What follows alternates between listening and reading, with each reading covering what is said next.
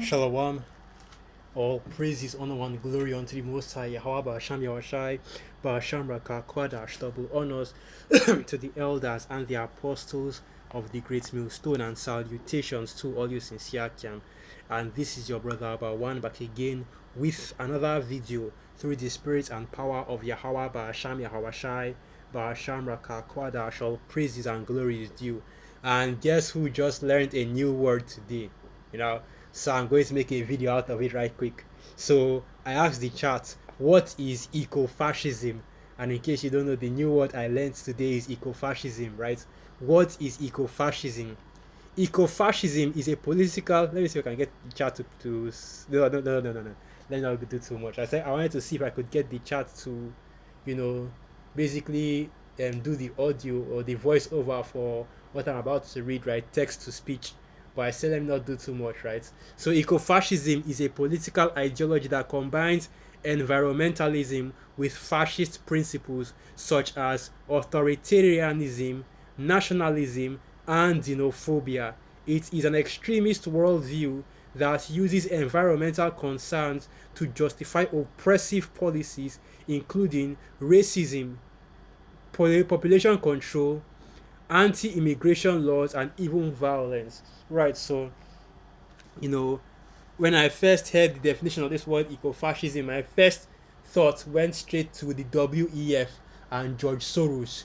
You will own nothing and you will be happy. Or was it Klaus Schwab that said it? I forget.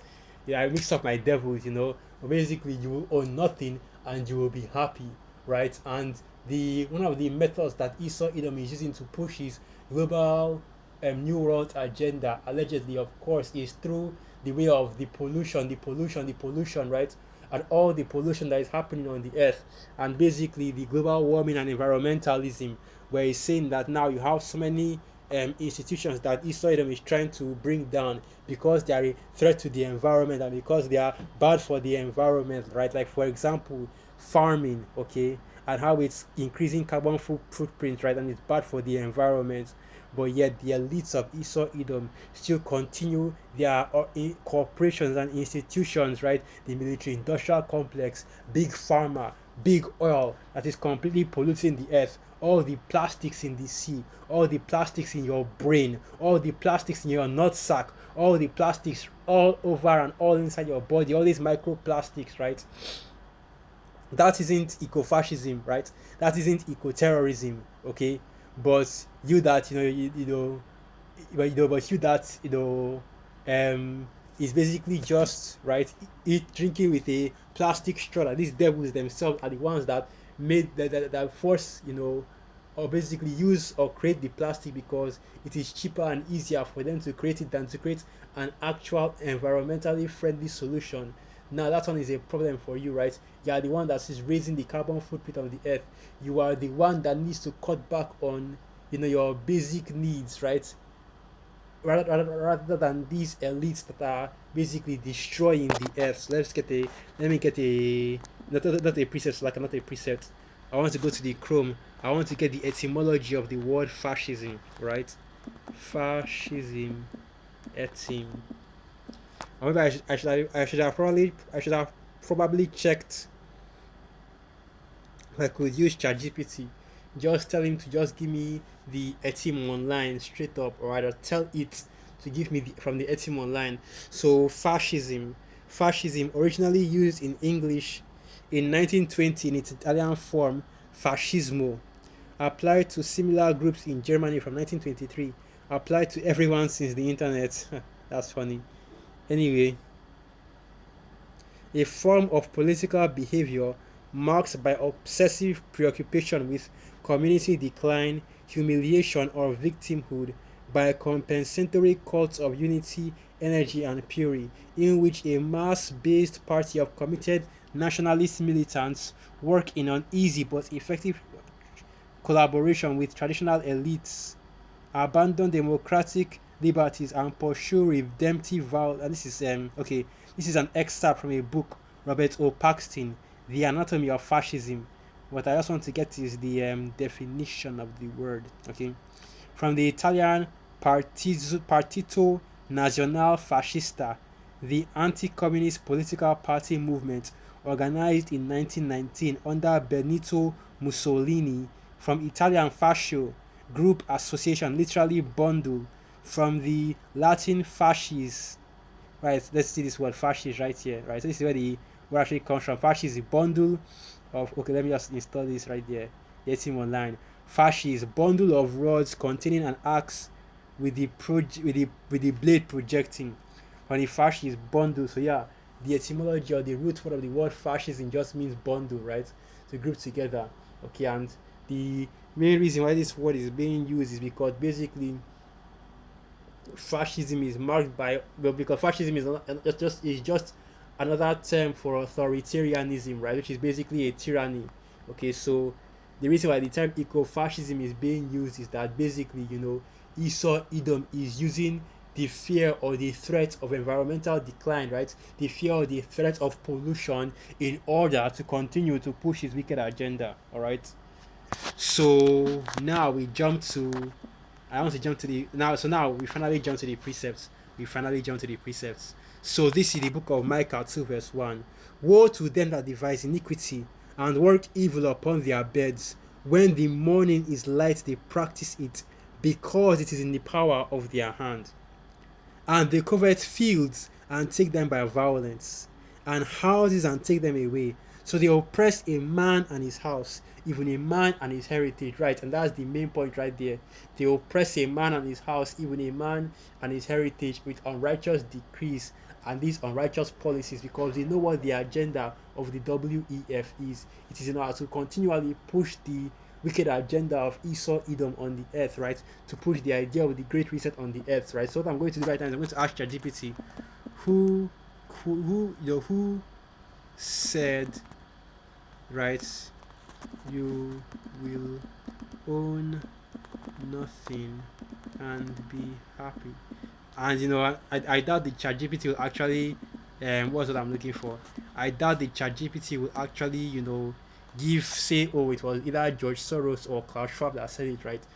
So yeah, it's going to say something else, right? So this is the reply from the ChatGPT. The phrase "you will own nothing and be happy" is widely attributed to the World Economic Forum, the WEF, but is often misinterpreted and taken out of context, right? The phrase comes from a 2016 WEF video summarizing predictions for the world in 2030, right? So you see that Esau Edom is already taking his filthy counsels, right? And you have his prognosticators, his soothsayers, his Chaldeans on the left hand side, basically prophesying the future of the earth, right now. Because these devils are planning and preparing, right, the future of the world in the times that we're in right now. So continuing on, one prediction based on an article by Danish MP and WEF contributor Ida Oken stated, "You will own nothing and you'll be happy," right? So the quote isn't actually from either George Soros or Klaus Schwab, but it's actually from a contributor to the WEF, which is Ida Oken, right? So this is basically what Esau Edom is saying right now, right? Whether it is valid or not is to be seen, because you already know how these devils operate, right? Where they practice something called twisting and changing the narrative, right? So who knows, so now the information has most likely changed, because even if you go to the actual WEF website, right, the original article that the chat is quoting here, you won't see it anymore. I believe it has been modified, right? You have to use the Wayback Machine to basically get the original article. So let's keep going into it. It was part of a larger list of speculative ideas about how society might evolve, such as increased sharing economies, AI use, and shift in consumer behavior. The idea was that people might rent or share most products and services instead of owning them outright, thanks to advances in technology and logistics, right? And this is what Esau Edom is preparing to do on the earth, right? Basically remove ownership, and you can already see that happening, or rather happening right now. These devils are slowly, transitioning from the earth from an ownership system to a subscription based system, right? Like for example, it's a big thing in gaming right now, because Jake is a gamer.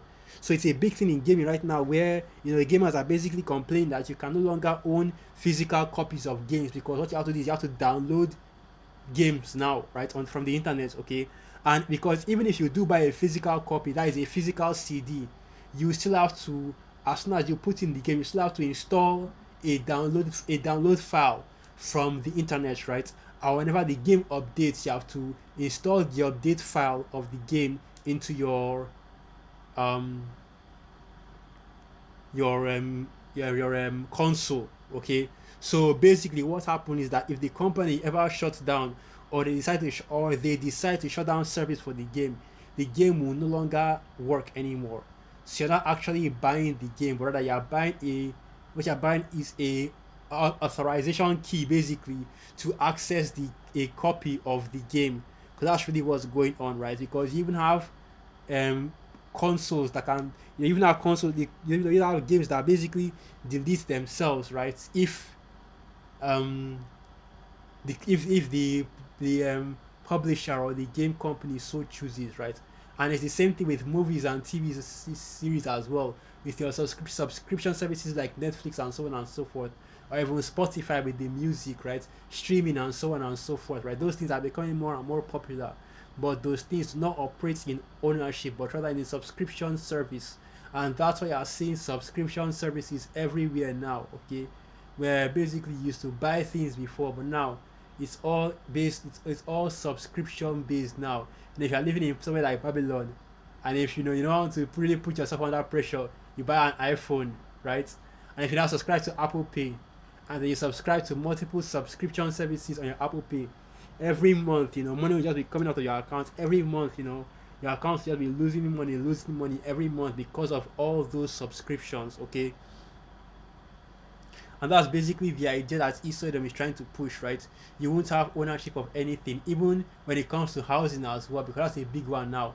That's why it's so expensive and so difficult to buy houses. Now everybody is renting, especially in Babylon the Great, right? It all comes back to this same idea of you will own nothing and you will be happy.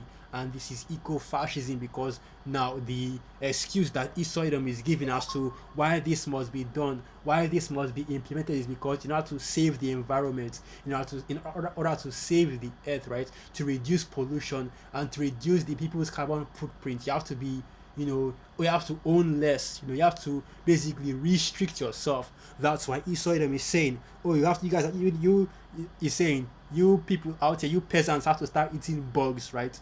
You peasants have to start eating, beyond meat, what they call that thing again, right? Beyond meat, right? Cloned meats, fake meats, and that's basically what's going on right now, man. This devil right here, man. Esau Edom, as the scriptures say, man. Esau Edom really is the devil which the Bible speaks of, okay? So yeah, the original article titled "Welcome to 2030.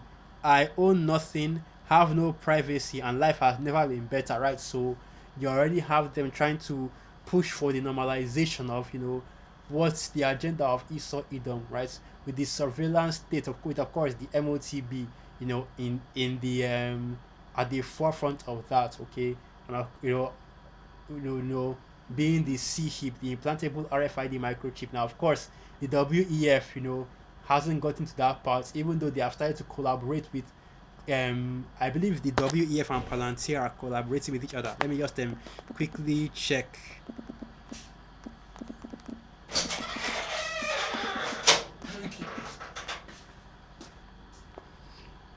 Right, are the WEF and Palantir collaborating on any project? Let's get that, because I believe that's, no, man, what kind of nonsense is this? I don't really want to sign into the chat, but let me just do that anyway, right? So I'll use the normal accounts.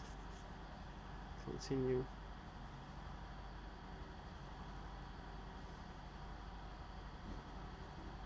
Oh, come on. Nobody has time for this now. It's like, yeah. Nobody has time for all that. So I just have to go on the Google, the Chrome, right? Palantir and the World Economic Forum collaborating on any projects. Let's see.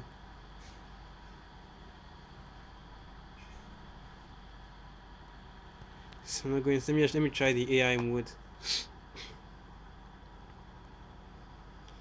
Okay, here it is. As a strategic partner of the World Economic Forum, Palantir collaborates with the organization on various projects and initiatives. The WEF often convenes its partners to address major global changes, and Palantir contributes its expertise in data integration and analytics to these efforts. Right, so you already have Palantir and the WEF collaborating. Now, what's the reason why this is relevant? Because Palantir is a, what do they call it again? What they call it again? It's a surveillance company, right? And it basically deals in data. So I've been saying for the longest time that one of the key components for the MOTB will be handling the large amounts, or rather the key component of the MOTB system is handling the large amounts of data that will be coming in and going out, right? That will be being sent and received by the MOTB system, by the MOTB system that is implanted into all the people that will take the CHIP in the future. Okay, and that's a major, and that is a major what's the word I'm looking for right now? I'm trying to think of the best word to use, right? But it is a major part of the beast system, and it's something that has to be handled in order for the beast system to function properly. And what I said was that an AI supercomputer has to be created that will be able to handle and process those large amounts of data, right? And basically Palantir will be the ones that will be in charge of the storage, most likely, of course, will be the ones that are in charge of handling that data, because they deal in surveillance and data. Okay, and you have to remember that the CHIP will also be used as the surveillance technology, right? Because once that CHIP is implanted in you, to have all your credentials, your financial, your medical, your biometric, your health records, and so on and so forth, right? The CE will most likely even be able to check your pulse, check your brain activity, check your blood pressure, and all your basic information just by being implanted in you. Right, and this is just how you know that Esau Edom is preparing in the background, and preparing in the background to push this technology on the earth. Okay, so lucky about that. So let's get some more presets, right? Let's get some more presets. And it's beautiful, the most high, the spirit is gonna give me this word right here. Jake has learned a new word, and now we can use that to expose Esau Edom and expose the devil. So we're still back in ecofascism, right? But let's not forget that the main component of ecofascism is the fascism in and of itself, which is basically your normal tyrannical package, but instead of one authoritarian, it is a group effort. Okay, and that's basically what your fascism is: authoritarianism, but as a group, right?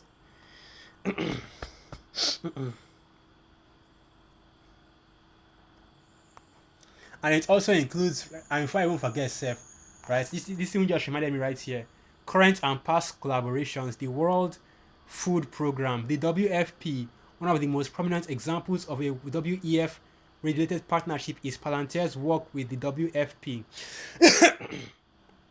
an initiative that grew out of a meeting at the WEF's annual event in Davos in 2015. Palantir provides its software to help the WFP manage its complex supply chain and deliver aid more efficiently. A 2019 report noted that a pilot program in Iraq resulted in over 26 million in savings. Right, that's like I said, when it comes to the beast system, right? Palantir is the branch that's going to be handling the data. You have Neuralink that will be basically handling the brain implant technology, and you have other corporations that have different roles to play in pushing this beast system, right? And basically, the WEF, the World Economic Forum's role is to get the global economies, right, into that position. So by transitioning from the fiat to more crypto CBDC, CBDCs, right? Blockchain, okay, or rather I should say the cryptocurrency that is on the blockchain. So now now I'm going to get another. Now, so now let's get another preset, just to show you the level of wickedness you are dealing with Esau Edom. You have to bear with me. I'm trying to get a. I'm trying to get cough. So this is the book of Habakkuk. All right. Let's see.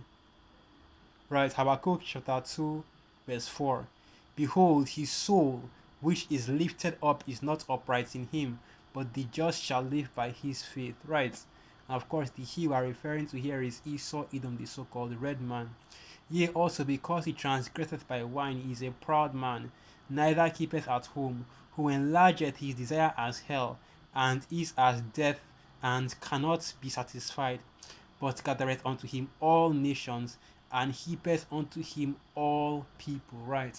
And the gathering of all nations and all people is for, and is in order to push his continuous wickedness all over the earth. Okay, so let me close out with this final preset right here. I just want to quickly touch on this right here from the WEF, the World Economic Forum. Starting at the World Economic Forum was Ecofascism, right? A new word that Jake has learned. So this is the book of Isaiah 24, and I'll start from verse 4. The earth mourneth and fadeth away. The world languisheth and fadeth away.